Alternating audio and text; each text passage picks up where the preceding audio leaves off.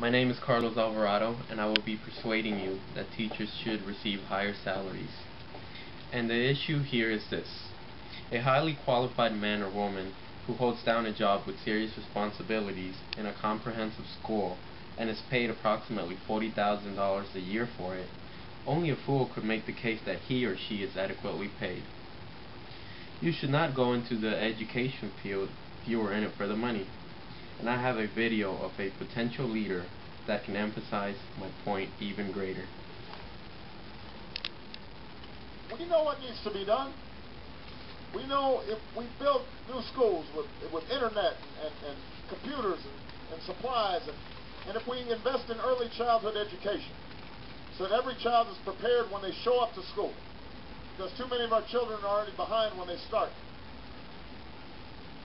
And I won't just talk about how great teachers are, I will reward them for their greatness by giving them higher salaries and giving them more support. And we won't have a law called No Child Left Behind that leaves the money behind. We're going to change how that law works so that teachers don't just have to teach to a standardized test, because we want our students learning art and music and literature and foreign languages and all the things that make an education worthwhile. And when they graduate from high school, we're going to make sure they graduate.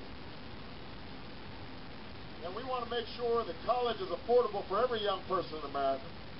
I put forward a $4,000 tuition credit every child, every year. But young people are going to have to give something in return. They're going to have to invest in community service, working at a veterans home, working in a homeless shelter, joining national service, the Peace Corps. We will invest in them, and they will invest back in America, and together we will remake this country. That's the bargain we can make with the next generation of Americans.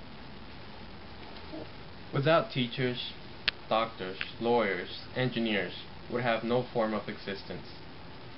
Teachers are not forced to take this route. They choose to do so. Who wants to be put up with bickering parents, adolescent fights in school hallways, the maturity level of junior high students? So we ask ourselves, why is it we pay our teachers so poorly? Why is it the beneficiaries of the teaching profession, students, can end up earning literally millions of dollars, while those who set them on their lifelong quest for excellence are paid at best $40,000 to $50,000 a year?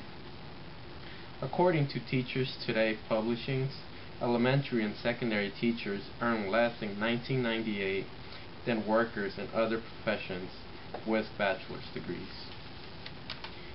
Now, who helped these individuals by having curriculums prepared, reports written, and prepare professional development courses to obtain this very bachelor's degree?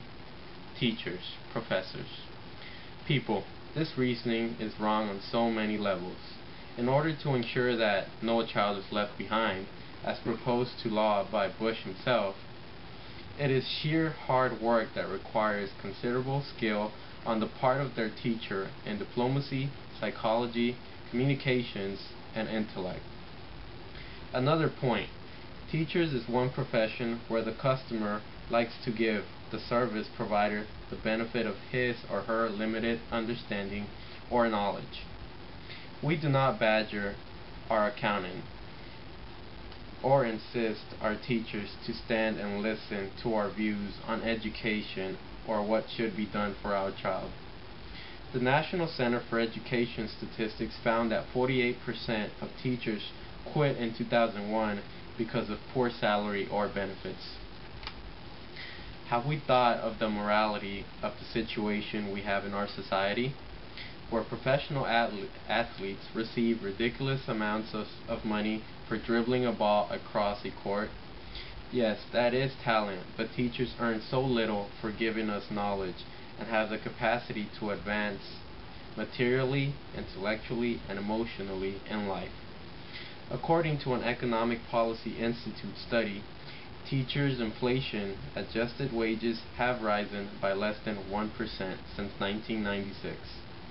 Meanwhile, workers at similar skill and education levels saw their salaries grow by 12% during the same period. It is surely immoral not to place a value on education with the good it does to our society. What teachers do is as important as what lawyers do in upholding the rule of law, or what doctors do in ensuring we can physically and mentally function each and every day. We should, on that controversial logic, pay our teachers accordingly.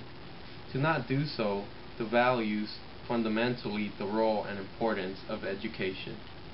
A truly brilliant teacher, and they do exist, or even an average one, can make the world of difference to the life of a child and even an adult, therefore to the future well-being of our society.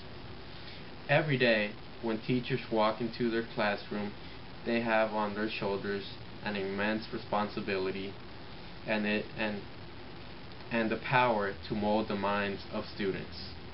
And it is one that largely goes unrecognized, or it is taken for granted by the rest of us. In conclusion, it is time to truly value our teachers by paying them a decent salary.